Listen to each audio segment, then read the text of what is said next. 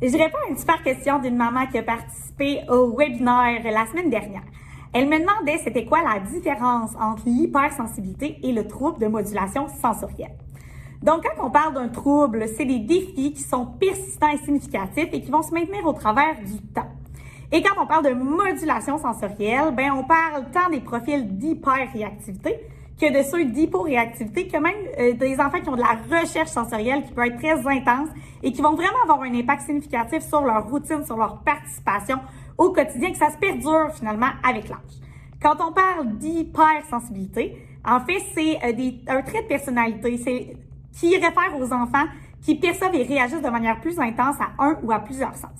En fait, notre trouble de modulation sensorielle, il faut attendre de voir comment va évoluer l'enfant aussi pour le mettre, pour le poser. Et c'est pas un diagnostic qui est répertorié dans le DSM-5.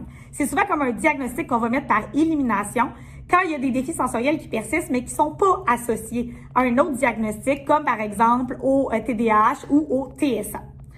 Donc, ce que ça veut dire, c'est que tu peux avoir un trouble de modulation sensorielle qui se retrouve dans un profil d'hyperréactivité, donc plus dans un profil hypersensible, mais tu peux être un enfant hypersensible sans nécessairement finir avec un trouble de modulation sensorielle.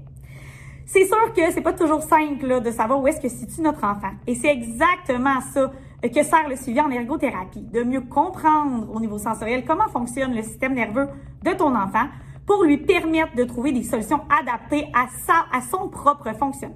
Donc, qu'on ait un diagnostic ou pas de trouble de modulation sensorielle, que tu sois certain ou pas que ton enfant est hypersensible, on est tous des êtres sensoriels duquel on peut bénéficier de dégager des stratégies qui vont aider notre système nerveux à mieux être régulé pour aider au fonctionnement du quotidien.